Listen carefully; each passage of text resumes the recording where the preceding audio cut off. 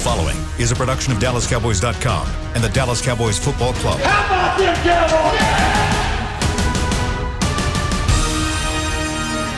This is Mick Shots. Streaming live on DallasCowboys.com and the official Dallas Cowboys app. Now, here are Bill Jones, Everson Walls, and Mickey Spagnola.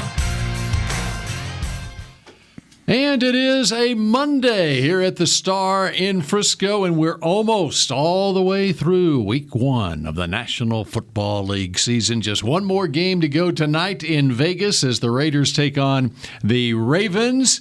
And, of course, it all began back on Thursday night. We were with you on Friday afternoon. At least two-thirds of us were with you on Friday afternoon live and in person here in the SWBC Mortgage Studio. Is that a shot or what? Yeah, it is. Mickey did join us towards the end, and news happened almost as we signed off on Friday afternoon. All those good feelings about, they actually played pretty well against the Tampa Bay Buccaneers. And this guy actually kicked some butt. He kicked butt in the ball game. And then all of a sudden, it was like 2020 started over again.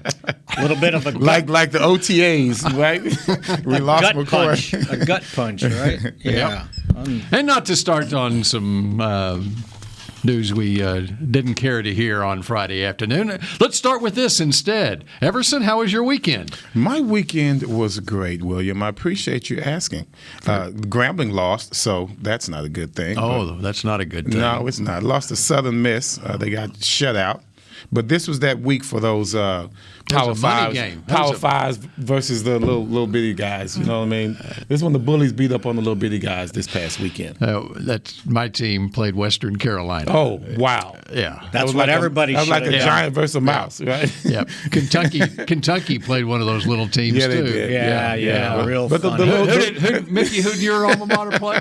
Kentucky. Yeah. Oh, okay. But the little mice, they did well. Both mice did well. Yeah, my little mouse didn't do anything. Yeah. How'd Missouri do? They didn't do very well. Okay. All right. We'll move on. 35-28 on the road. Tail between our legs. So not too bad. Yep. Defense got problems.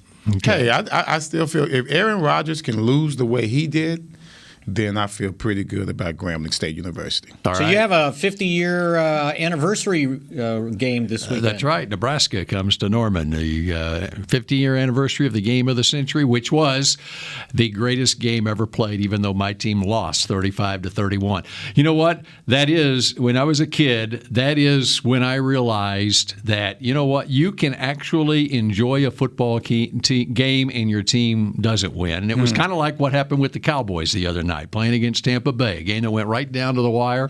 One team's got to win, and you feel pretty good about that Cowboys team. Yeah, but this wasn't the same. No, Bill, because you guys were favored. That was for our national championship. Favored. Yes, it was number one versus number two in the country. But I watched that game. It was Thanksgiving Day, right? It was. Yep. I got special dispensation to leave the table to go upstairs at my aunt's house to watch the game. Right.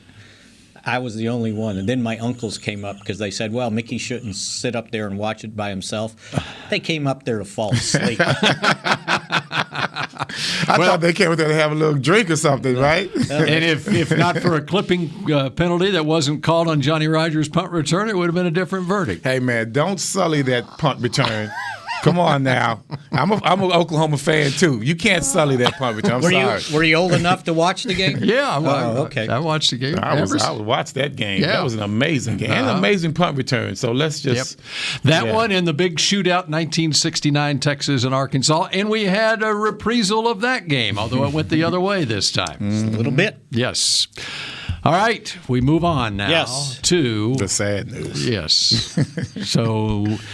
As of last night, or yesterday morning, actually, the agent for Lyle Collins had expressed that there was still hope, perhaps, that things could get overturned on the 5-game suspension. Anything new on that today? I think his statement was, we are extremely disappointed in how the NFL has handled this entire matter, from trampling on Mr. Collins' right to prematurely releasing the information, knowing a timely appeal was filed to intentionally misleading the court at the hearing. How about that? He's not happy with him. Does he have merit? Sounded like, and when I see people say sources said, well, I'm sure Peter Schaefer's the source, right? Because probably didn't want to be quoted on stuff since he knows the intimate details of this. But he claims that Lael Collins did not test positive for a year, but he missed the tests, which in the NFL eyes is a positive if you miss. I think there was 7 that came into discussion, and I think they were claiming that 7 miss. Yes, 7 Whoa. misses. And like I said, misses are considered positive. He was saying those had a lot to do with. So this didn't just happen. Over the course of the last year. It's been going on, right? And he's saying a lot of it happened because of COVID-19, the Cowboys having to go home. And being in a virtual environment. Here, and he missed the test. So I can remember when they first started this stuff, and say you were in phase 2 of the program, and you were subject to be tested like 10 times a month, which means every 3 days, basically, right? Yeah. If you were on vacation, it was up to you to set up your test. And that has somewhere. been that's part the way of the it's NFL been, drug right? policy forever. Right. So if you're quarantining or if you can't come to the facility, which then is what do you something do? that was not even in the books right. when that rule first came up. It was not even considered at all in regards to any type of pandemic affiliated with the NFL. So what they're saying, I think what the NFL is saying is that he had a failure to cooperate with the testing or clinical care. You can get, but supposedly you're supposed to be now just fined for those, not suspended. So this is ongoing, but I think as of Monday, what's today, September 13th? 13th, yes. The Cowboys got to assume he's not playing. So why is he so different? Have they had any other issues with any other player, not just on the Cowboys, but on the NFL? In the NFL, missing tests consistently, had the same type of consistent problem to where he never tested positive. That's what they're saying. And so obviously this is just a procedural thing. Exactly. And but is he the only one that falls victim to this? Yeah, I haven't seen anything. Of course, everything is confidential, right? And so it's not like we would get a running tab on people and how they're testing. All I know is when it comes to the Cowboys appealing these things, they lose. I haven't seen anybody cleared. Right? We can go back to Zeke. You think Kraft is back there? Yeah, Bob Kraft is back there. Do you think maybe the Hall of Fame committee is behind this? Hey, I would say yes. Where you're going. I would say yes. It's a conspiracy theory. That's right, damn it. It sure is. So I would think at this point, and I'm sure we can discuss that. The other thing is the calf injury to Michael Gallup, and it is a calf injury. I not ankle like they said during the ankle. game. Right. Somebody mentioned, it could be an Achilles, strain or whatever, tendonitis, but I found out it is a calf, and it's multiple weeks. So when they say multiple weeks, IR. If it's 3, then they put him on IR, right? Because you got to miss at least. If you're going to miss 3, there's no sense taking up a roster spot. You can put somebody else on the roster. What kind of calf injury can it be to where? Well, I'm sure it's. They'll call it a strain, but a strain means there's a tear in the muscle. So, and that's not a good thing for a speed guy with that kind of speed. Right. He got to. That's where his strength comes from. And if the history with the Cowboys trainers is they'll be very conservative. It's like I could remember them telling me, when I send the guy back out to play, I don't want him back. So let's wait. So when you hear 3 to 5 weeks, and then you have a bye week after that 5th week, then think 5. Then I'm thinking it's probably the week after the bye before he comes back. Which means you get 7 weeks before you have to play in the game. So that one, it's significant. just like Darian Thompson. That's extremely significant. With a hamstring, he played the most. Darian Thompson played the most special team snaps of anybody in the game, and so he's out multiple weeks too. Gallup, okay, you got the other two guys and Cedric Wilson played quite a bit in that But game. what bothers me is not having La'el Collins and where they go this time around. You guys know my feeling on it, what they should do. You're sliding an all-pro guard out to tackle. I'm not even sliding. I'm pushing them right out there. It's a done deal. Right? I think it's a done deal. But and when McCarthy talked about it on Friday, and I understand, he had just found out about the suspension and had not had an opportunity to talk with Joe Philbin, the offensive line coach, about it, and he's not going to go talk to the media and give his opinion. He's not going to go tell the Yeah. Chargers what we're doing, right? So the rest of this week, he's going to say, "Well, we got Ty Nsekhe and Terrence Steele. They've been practicing there all training camp. They've been the backups. So we'll see how that goes during the week." Well, all they got to do is go on DallasCowboys.com, and it's already been hinted that that's what's going to happen. That's no secret to anybody. Come on. But I don't know if they'll – see, if it was 1 week, I would think, okay, try one of the backups, right? Because now Zach's coming back from his COVID deal, and he hasn't practiced in 2 weeks, didn't play in the game. Keep him at guard where he's comfortable. But if this is a 5-week thing, as well as Connor McGovern played – on Thursday, he's a better guard than either of those two guys are a tackle. Exactly. Right? And if I'm saying top 5, well, that's my top 5, and he's got to move out. He meaning Zach There Martin. you go. Yeah. But we'll see where they go. I mean, I don't know what you guys think about it, but after watching, Terrence Steele has made progress. He's come along. I get it. But he had a long ways to go. And Nsekhe, the best thing that I think, what did Kellen Moore say? So we had the coordinators today. Yeah, I want to get into that. Kellen Moore said he was big and has experience. This was about Nsekhe. Yeah. I think Okay, what does that mean? Means he's Well, I mean, it's not a ringing endorsement. Right, I was going to say, it didn't ring in my ears, so I'm trying to figure out what is he trying to say or not say. Mickey is small and has experience. I was trying to see where. Before we move on to that, I think the Gallup injury, it could be somewhat significant because you're talking about really the only downfield threat, right? The only deep threat that we have. They can get a downfield threat with CD, I think. Cedric, it ain't the same.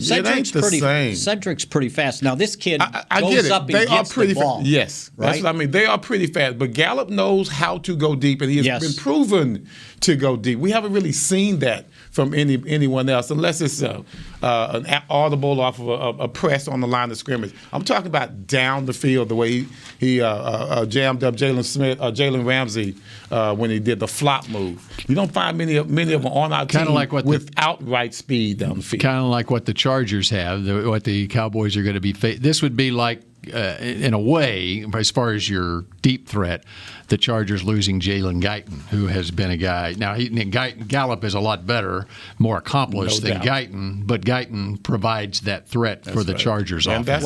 That's the Cowboys' fault. He should be here. Guyton? Yeah. He's North Texas kid from Allen, University of North Texas. How young? You probably think Danny Amendola should still be here, right? No, but I should have never let him go 15 years ago. So here's what Kellen Moore said about Ty Nsekhe. Smart and tremendous size. He has a feel for the game. Okay. Smart and tremendous size. That's about Nsekhe. Yes. Okay. Yeah. That's not bad. That's not bad. Yeah. He sounds like he's ready. He sounds like a cynic over here. Yeah, he sounds like he's ready for him to get in. Cynical He about almost sounds like he's pushing for him, huh, Bill? That's what I think. Sounds like he's pushing for him. So tell me how he moves. Well, he moves smartly. Can he do the Michael Irvin thing? Can you just stand in front of the guy and count to 3? Did you watch some games Remember, yesterday? that was what he said after that Atlanta game when Chaz Green struggled, and then the backup came in and struggled, and that's when we gave up Michael, like eight sacks or something like that. Yeah. What, 5 or 6 one to the guy. same guy? Yeah. Made his family's history money, right? That because he signed a big contract. We almost had a guy yesterday, Chandler Jones, almost matched the 6 sacks thing. yesterday. Five, right? 5 against Tennessee. So Michael basically said, "Well, can't you just stand in front of the guy and count the 3?" I told Nate that. He goes, "Yeah, that's Michael like it's that easy, right?" Yeah, that's that easy. By the way, you look around the league, and during one game that I was watching yesterday afternoon, their left tackle goes down, a first-round draft pick left tackle goes down for the Cleveland Browns, and all of a sudden Baker Mayfield's not having the same kind of day that he had the first 3.5 quarters. That's right, and so it just underscores the ongoing problem in this league. If you lose a tackle, and that's what's so aggravating about this situation with Collins, so you lose a starting tackle, and there's just not a lot places to go to replace them. Because actually, those guys played pretty darn well, I thought, for pass protection. I know Dak got sacked the one time, got hit 1 or 2 times, but a lot of pressure for the most. Well, you know what they did, and everybody's like, oh, waste of money on Zeke. Go ahead and trade him. You know. Well, I don't understand. Well, here's what happened. 2 things. Number one, they came out and played a 5-man front. Now, they play a 3-4 defense, but they were putting both defensive ends on the line of scrimmage. So they were basically saying, okay, if you're going to beat us, you're going to have to throw the ball because we haven't seen, other than Hard Knocks, what Dak can do, right? Yeah. And Phil Simms' scouting report was not glowing either. And so you know, must be hurt. They nearly lost their bet, right? They came within 1 minute and 24 seconds from losing their bet.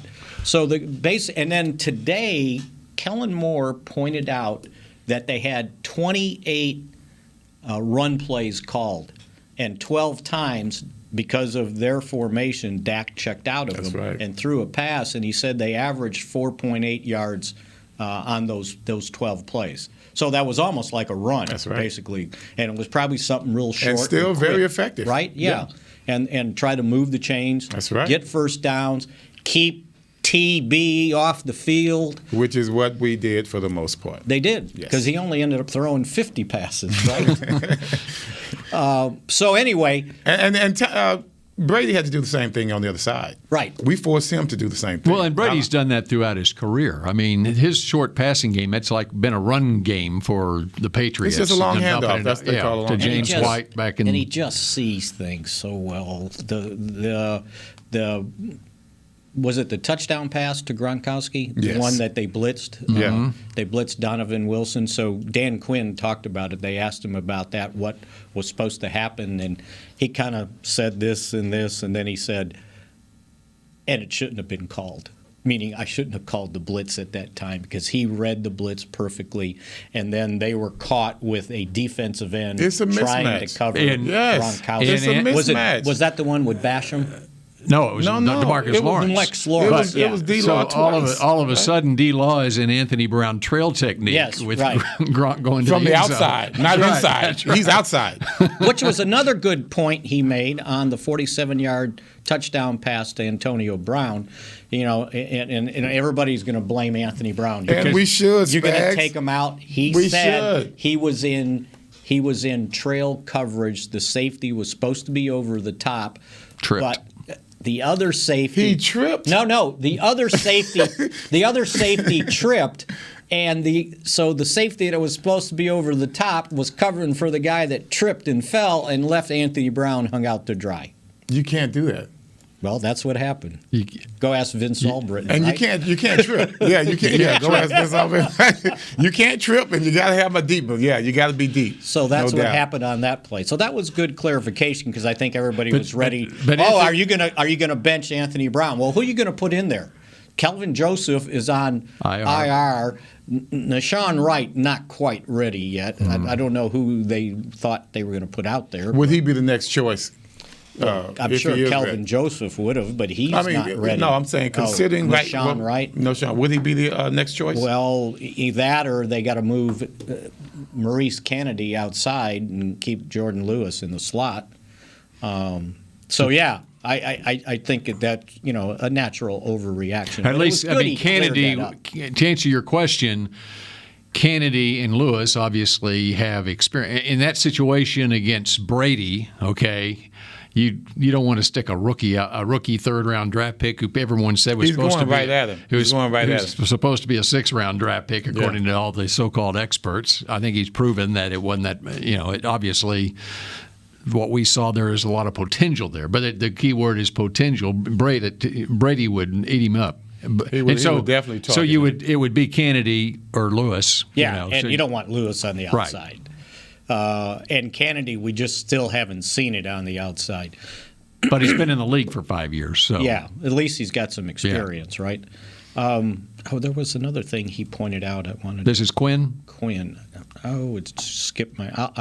It'll come back at some point.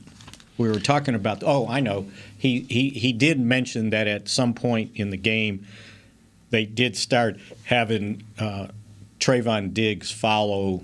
I don't know if it was Mike Evans. Evans, I think that's what he meant. Yeah. And they kind of kept him in check. They definitely did. He was one catch for 10 yards until the fourth quarter. He wound up 3 catches for 26 yards or something like that. Minimal output. But what you saw was not only the man-to-man kept him in check, but our zone defense was extremely reactive. Very good at anticipating the throws. Had 2 huge knockdowns. Right. One by Lewis. I can't remember who made the other one, but they distracted and frustrated Evans all night long. And I got to give Diggs some credit on that. Yes, they just didn't get enough pressure on Brady. Right. That was the bottom line. And he said, we got to do better. He said, we had some opportunities, meaning a 7-step drop, and they didn't get there. And he goes, we got to get there. One of the biggest no plays was the Parsons almost interception. Yes. That could have been a pick six or at least a turnover. I think the receiver, the running back, probably would have tried to tackle Parsons, probably would have because they were right close to each other, but that turnover would have been huge. Yeah. You throw him from your butt, you know what I mean, and you complete that pass. But he had no sacks, 2 quarterback hits. It's just not enough pressure. Because you notice when they did kind of get in his face a little bit, he had problems like any other quarterback. Well, with Brady, that's pretty much what you're going to get. You're not going to sack him very much. Now, if you're going to sack him, the coverage has to be perfect in the secondary. Because if he sees an opening, he's going to go for that opening. It may not be a completion, but it won't be a sack. So you have to make him eat the ball by good coverage first. I mean, no chance down the field, and he will eat that. Yeah. He always has an outlet. Yeah. Yeah. If you cover those outlets, then he's in trouble, like anybody else. And sometimes that outlet happens to be a future Hall of Fame tight end who's blocking, and they're on the same page which, by the way, was releases. a very smart release. He backs up as if he's blocking. He gives a retreating stance. As soon as he sees D-Law go on almost a rush position, even though he was supposed to stay man-to-man. He was not supposed to blitz on that. So you have to immediately slide inside. But a defensive lineman doesn't know that unless a coach tells him that. You tell me. That would be, I'm assuming, that's a read for a tight end who maybe he is supposed to be in blocking. He sees Donovan Wilson blitzing, and he and the quarterback are on the same page. That's exactly what happened, Bill. He sees it. That's exactly what happened. Knows. He releases. That's Brady knows exactly the same thing. It's just like a wide receiver reading a blitz. They do that. They did that all the safety. time in New England. That's exactly what happened. Right. And that's no secret, Bill. That's the thing. It's no secret. So that should have been also brought out and coached. If you're blitzing, then you have to stay at home. I'm sure out of all the blitzing they went in practice. Or you occupy the time. You're blitzing. You're not This rushing. is going to happen. Right? This is going to happen. And you didn't need the quarterback to wink at him and go, okay, this guy's And blinking. the quarterback is not going to be going outside, and you're not going to lose outside leverage on Tom Brady. Right. And so you're locked up with that tight end. Regardless. Yeah. So, right. Now, what position you want to put him in, that would minimize your damage because you just don't want him to be able to go. There's no no one between he and the receiver as long as you're outside. Because the linebackers were taken up with other things Everybody's going gone. on. Everybody's right? gone. The inside is your danger. The inside is your danger spot. Yeah. The other thing came out from. Did we talk about Zerline, or was that off? No, the we air? haven't. That was before we came. Yeah, on the yeah. air. Bill's got a lot to say. Fossil basically pointed out that Zerline's miss from 31 and the extra point, it didn't come from. He insisted it didn't come from a lack of work in training camp. He just missed it. I don't believe that. But I don't believe it. Oh, I know you don't need sounds like Everson's got a lot to say. I do. I think we all do. Spags is really trying to be nice over here, but come on, man. This is no, he should be able to make it left-footed from 31. I agree. I thought- think he's going to be fine, but he still shouldn't have missed. I think I saw that happen. I don't remember if it was a college game or what, but the snap came in low for the extra point, and it came in flat. And when the guy went to pick it up, he didn't get it perfect, and he picked it up and aborted. What I've learned from the kickers is even if the ball's Doesn't laying matter. flat on the ground, it's an extra point. right. Just let me kick it, Let me right? kick it. Sounds like Mickey thinks that Greg the Leg, his nickname should be Greg the Legs. He ought to be able to kick with either foot. It doesn't matter. Just make the 31-yarder. That's all I got to say. And then the other part is I heard criticism because after that they had 3 kickoffs that didn't make it into the end zone. Mm-hmm. That was by design. Yes, He said we were trying to compete. They wanted to see if they could return it 40 yards. They wanted to see if they could get them inside the 25. And what was the answer? They did it. They did it the first time, and they didn't do it the next time. 2, 3, 4 times. So yeah. Fossil Jeez. took responsibility for that. And he said when he went back and looked at it, and he said, I thought I saw it, but he goes, the guys I had playing special teams, basically those units were the first time those 11 were on all those special teams units because of the way they play preseason games, right? And he said, I could see in that fourth quarter, the guys were getting tired. I should have just told them to bang it into the end zone, not try to get cute and try to get them inside the 20. They weren't too tired to play the last play of the game, though, the special teams unit. Which is another thing he talked about.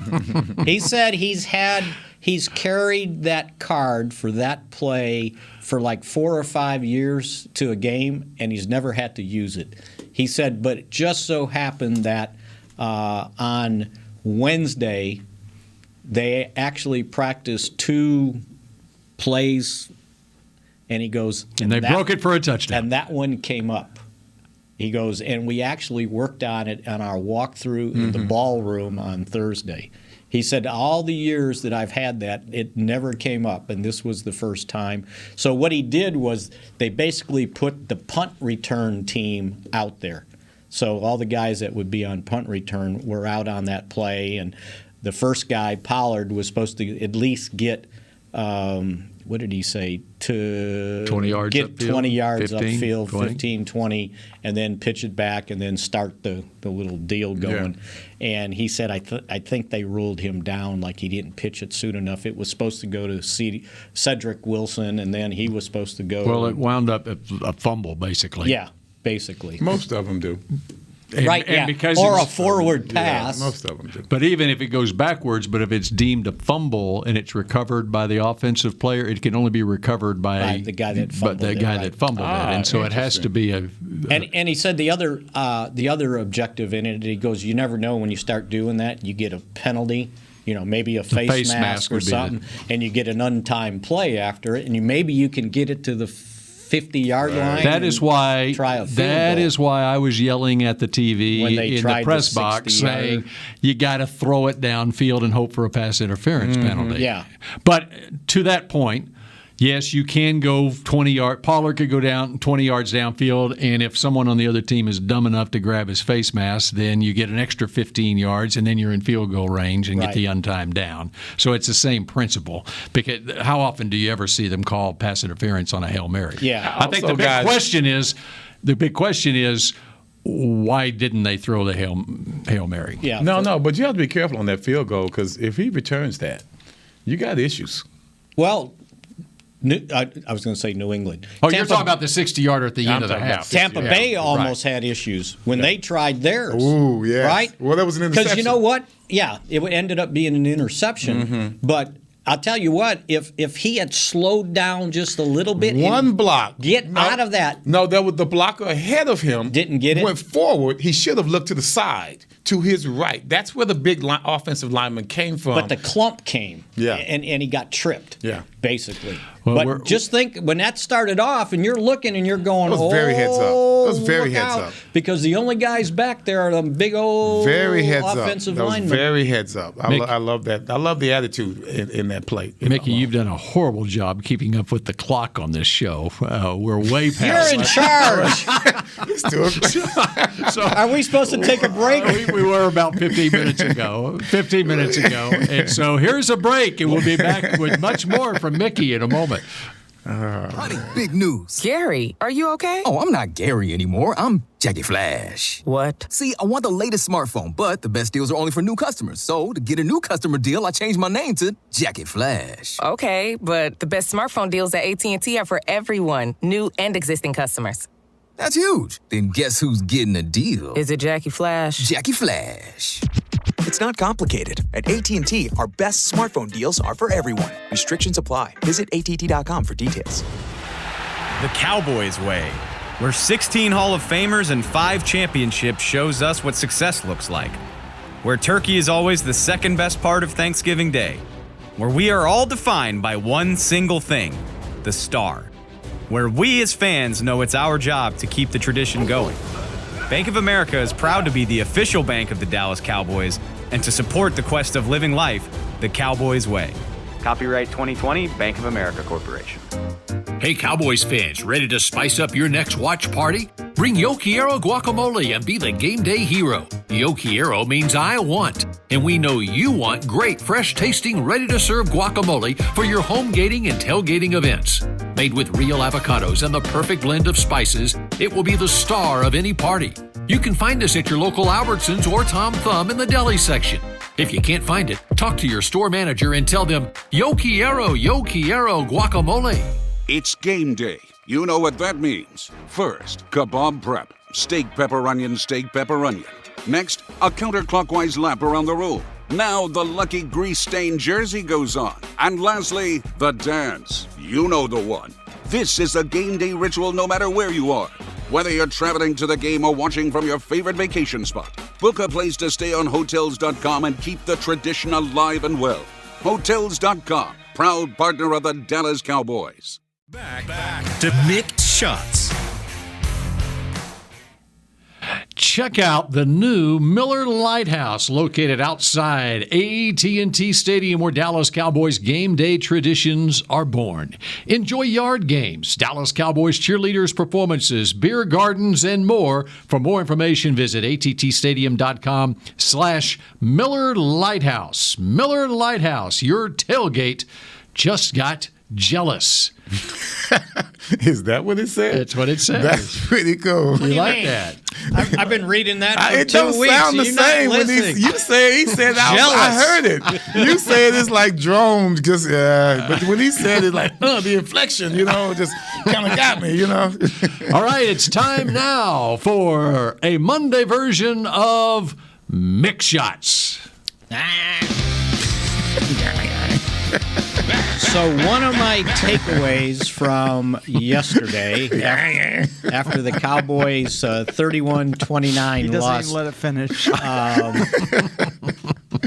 was the fact that if you're going to win in this league, you better score some points. I see where 12 teams scored at least 28 points. Bill, if you want to double check that and count them up. Okay, well, Dallas would be one of those Not teams. just that, but and Tampa Bay. That's the 300-yard passers. Yes, all those guys. There was a bunch of them yesterday, and I think everybody, all but 2 teams, the Cowboys were one of them, got beat. that scored at least 28 points. So there was a lot of points being scored in this league the first week of the season. And I thought defenses were supposed to be ahead of the offense. That's right. That's right. You can throw two more teams in there that scored 2 more teams that scored 27 points. So we can get to 14, huh? Almost half the league scored 27 or more points. So you better score if you want to win. And, when you look at it, we're continuing a pattern. Even though defense played better, the pattern is still there. Mistakes made, not just from the players, but from the coaching as well. 400-yard passing, defense still couldn't hold. And as much as I'm intrigued and even more optimistic about what our defense is doing, when you look at it, we're still just a continuation of pre-Dak injury. We're still looking at watermelon onside kicks and all of that to win a game. We're looking at superlatives just to stay in games. And that is not a good pattern that you want to keep. So Dan Quinn still got work to do. Thank you for that. All right, and we're back with more Mick Shots. We'll go around the league when we come back in a moment. At Smoothie King, we are blending goodness to fuel your greatness. Every blend is crafted to help you achieve your health and fitness goals. Smoothie King uses only whole fruits and organic veggies. You'll never find sugary syrups or artificial flavors, colors, or preservatives. And unlike some other smoothie places, there are 0 grams of added sugar in many of our blends. Smoothie King is proud to be the official smoothie of the Dallas Cowboys. Place your order in the app or online for pickup or delivery. Smoothie King, rule the day. Hey, Cowboys fans, ready to spice up your next watch party? Bring Yo Quiero guacamole and be the game day hero. Yo Quiero means I want, and we know you want great, fresh-tasting, ready-to-serve guacamole for your home gating and tailgating events. Made with real avocados and the perfect blend of spices, it will be the star of any party. You can find us at your local Albertsons or Tom Thumb in the deli section. If you can't find it, talk to your store manager and tell them, Yo Quiero guacamole. The Cowboys way, where 16 Hall of Famers and 5 championships shows us what success looks like. Where turkey is always the second best part of Thanksgiving Day. Where we are all defined by one single thing, the star. Where we as fans know it's our job to keep the tradition going. Bank of America is proud to be the official bank of the Dallas Cowboys and to support the quest of living life the Cowboys way. Copyright 2020, Bank of America Corporation. Hi, I'm Clint Tillison with United Ag and Turf. Before you can park yourself in front of the game, park yourself in a John Deere and power through your chores. Our Land Run package is a 1025R, 25 horsepower tractor with a loader, rotary cutter, and a box blade for $229 a month. And the price you see is the price you'll pay, no surprises. So don't miss another kickoff. Visit UnitedAgAndTurf.com. Offer ends February 1st, 2021. Restrictions apply. See dealer for details. Now let's get to work. Back to Mick Shots. Does your Cowboys fandom go beyond the game? The NFL Fan of the Year contest, presented by Captain Morgan, is back, and we're relaunching the search for one extraordinary Cowboys fan who is a positive influence and inspires others through their love of the game. Nominate yourself or others for the chance to win a trip to Super Bowl 56 in Los Angeles. Nominate today at DallasCowboys.com/Fan of the Year. And this week, yes, on Sunday afternoon, the Cowboys will have their dress rehearsal game for Super Bowl 56 in that stadium, SoFi Stadium in Los Angeles against the Chargers. Could this be a Super Bowl preview, Everson? It could be, sir. And okay. I love the way you read. I love the way you read. It just picks me up, picks my spirit up. Did you watch the Rams and the Bears in that stadium last night? I did. Okay, what do you think of the atmosphere with fans in the stands there? Pretty impressive. It really was. And the Cowboys. Now, the interesting thing. Will the Chargers have that many fans? Yeah, and how many of those fans will be Cowboys fans in Southern California? A bunch. As long as they didn't screw with the single game ticket policy. Well, I think they have don't they have to be vaccinated or something? Is that stadium under California law, so to speak? I don't think because they've started serious that. out there. I think their mask maybe They are mandated. serious out there. When I tell over 10,000 people out there. So you're thinking not as many Cowboys fans would be vaccinated to go to the game? I'm hoping they are. Okay. That's what I'm hoping. I'm hoping they are, so that they can get in, so that we can get some butts in the seats there for our team. Well, so when they so that would be incentive to get vaccinated. That's incentive to get vaccinated. To get into the stadium. Several moons ago, when they opened the season with the Chargers in San Diego. Mm-hmm. They put a 2-ticket single game mandate on that game. If you bought one to the Cowboys game, you had to buy one more. So, because they were trying to discourage Cowboy fans from taking over San Diego. Yeah, and they would too, because the Chargers were down then, and they didn't want a Cowboy home atmosphere the way they saw in preseason games. Remember every time we do the pregame show out on the field, it was all Cowboy fans there in the stadium early. I think Cowboys fans would go for that if you were paying for this game and the Super Bowl. Oh, okay. Very good. Now, one ticket to this game and one ticket to the Super Bowl. Yeah. Very good. Very good. Well, now, just on a side note, I believe California has the most Cowboy fans, registered Cowboy fans, than any state in the union. Or maybe other than here. Other than Texas. Oh, of course. Other than Texas, yes. No, I can see that. You're right. Yeah. And we've seen it before. Like when they played that playoff game at L.A. Coliseum against the Rams, there was a lot of Cowboy fans at that game. Somehow, some way, they got tickets. Okay, anything else catch you from Sunday's games in our last few minutes here? Yeah, there was... one thing that catches you is Philadelphia's in first place in the division after playing against what kind of team was that, Mickey? Atlanta. Oh. It was hard to watch. It really was. I mean, it was just the first 2 times they had the ball, they drove right down the field, and then they kicked field goals, which continues to support my theory. The more field goals you get, the closer you are to losing. I like that. And you know what? And that happened to the Cowboys, right? Because they kicked too many field goals in that game, which brought up, I know you wanted to go to the NFC East, but it was one of the things Kellen Moore talked about, their problems in the red zone. They were 1 of 4. You got to do better than that. Of course. Got to do better than that. That was the reason we lost as well. That was a very good reason why we lost. We're first in 8. We're first in 8. Yes, and they kicked the field goal. And which was the play that was most aggravating? The third down. The third down. No, it was the second down play option pitch to Zeke that I thought that was third down. I'm sorry. Was it third? I thought it was second. Because he missed. I think he hit. Well, I'm so confused at the many times they were down there and didn't score. I thought that was when he missed Wilson in the end zone, or didn't see Wilson in the end zone, threw late to Zeke out, and he got to like the. No, he's talking about going to the left. Going to the left. Yes. The pitch out to Zeke. No, what I'm saying is I thought that play preceded. No, that was the next play. Gotcha. The play to Zeke when he waited too long to throw it. And it was a 3rd and goal, and Zeke 1-yard loss. Andrew Adams came up, and Blake Jarwin didn't get the block. Yeah, if they get the block, and he mentioned it. Somebody said something about should Zeke have done anything differently, and he kind of hemmed and hawed, and then he's mentioned Jarwin, Kellen Moore. Okay, and that's the key there. If he gets the block, it's a walk-in touchdown. I love my dude, man. Yeah, but God, he has problems blocking. Yeah, he is really, and it's not lack. He's not lack of will.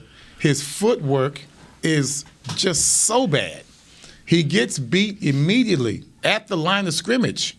It's almost like he wants to lunge instead of lunging with leverage. He has no leverage when he makes contact with the guy, and they just swim over. And the guy wasn't right on him. It was in space, and he just needed to kind of get in his way, just screen him off. He can't.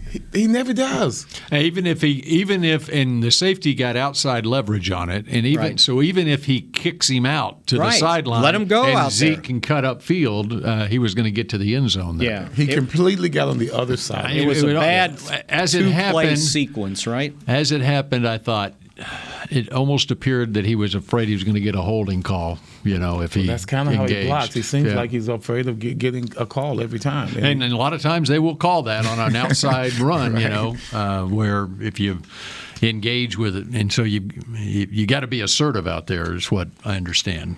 So, I mean, and one thing I learned from Witten, you don't have to be like a smash in the mouth blocker. You just got to learn to screen the guy off. It's right? positioning. Yeah, just get your body there, right? Yes. And that's all.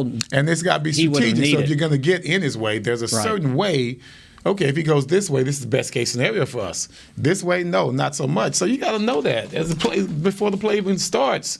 You have to know where you're going to be. You need to be strong initially and give your running back the best chance you can. And then the next play, when it was 3rd and goal at the 2.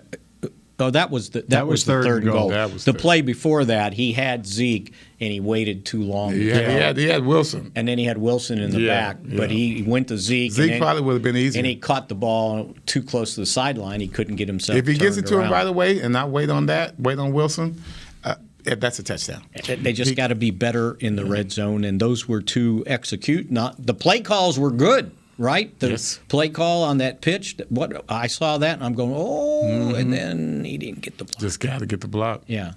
But you got to be better than 1 of 4 in the red zone. Just got to be better. And that was 0 for 1 in goal-to-goal situations, too, by the way. So you look at the consistency or inconsistency of the Cowboys from last year, and maybe even 2 years ago to this year, got the same problem. And I talked about it. We need 3 facets of the game, I said. Offense, defense, special teams. And we have to stop hurting ourselves with key penalties in important situations. Or giving up a 40-yard kickoff return, which basically hands them a field goal, right? Yeah. And is that what happened after that? I don't remember. After the 40-yard return, that's just like handing them the field goal. All they need is like 2 first downs, and they're kind of in field goal range, right? We need all of this team. We need every bit of this team to win. And they need to practice that way, and they need to think that way in the ball game. Everyone is key on this team. Every moment is key. Any penalty that you may commit, if it comes from bad technique or not knowing what you're doing, you got to shore that up, because these are important penalties, and when you're playing against the Tampa Bay Buccaneers or any team down the line, you cannot hurt yourself. It's hard enough playing against the guys on the other side of the field. And the kickoff return you're referring to, Mickey, was with 3:17 left in the second quarter. Cowboys had just taken the lead 16-14, and Mickens returned it out to the 43-yard line. And 2 plays later, Antonio Brown was in the end zone with a 47-yard touchdown catch, and Tampa Bay was back on top. There you go. Cowboys had the lead for all of about 39 seconds. And I think at that point I wrote down in my notes here that Brady was 13 of 18 for 213 yards and 3 touchdowns already, and it hadn't been halftime. And Antonio Brown had caught 4 passes for 118 yards and 1 touchdown. It sounds familiar. As optimistic as we are, sounds familiar.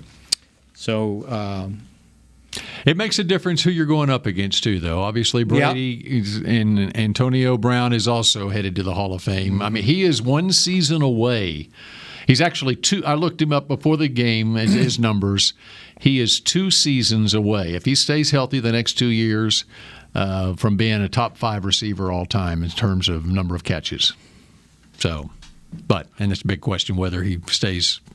Just got to score because you almost out got of trouble. You almost got to. Exactly. I let it trail off. He stays domestic. He stays domestic. I was going to say stays eligible. Right, there you go. I mean, I hear you, Bill. If you think about it, they gotta push in the quarterback game, right? Dak and Tom Brady kind of canceled each other out with their numbers. They got to push in the running game because they only ran for 52 yards. The Cowboys ran for 60, by the way. It comes back to the kicker again. And it came back to 4 points from the kicker. That's the kicker. And how much confidence did the Bucs have in their kicker? quite a bit when they sent them out. And they're just sitting down there. As soon as they got down to the 18-yard line, that's what they did. They just start trying anything. He's just throwing the ball. That reminded me of training camp in San Antonio with Parcells, Quincy Carter. And they were practicing kind of the same thing, like last play of the game. And so the idea was for Carter to drop back and throw it down the sideline as far as he could out of bounds to drain the last 5 seconds. If you throw it high enough, by the time it comes down, game's over. So they did it, and all the people in the stands started booing because the pass was so far away from whoever could catch it. Well, he was coached right. He was being coachable. That's right. They didn't understand what they were doing, and that's what Brady basically did. He was throwing it out. But you have to make sure there's a receiver there so you don't get penalized. Well, that's why he just threw it to the side. Yeah. Because that's where they are. Because the guy was basically standing there, and all I had to do is throw it. I think he drained probably 5 seconds each time he threw it. He probably hurt somebody in the stands, too. Yeah. Ask Baker Mayfield how tough it is to throw the ball away out of bounds after yesterday. Yeah, you're right. All right. Okay. That does it we got to save some for tomorrow, Mick Shots. Yep. For the rest of the week, too. Yeah. We'll be back again tomorrow at 1:30 for another edition of Mick Shots. Oh, I like that. Go Cowboys. This has been a production of DallasCowboys.com and the Dallas Cowboys Football Club.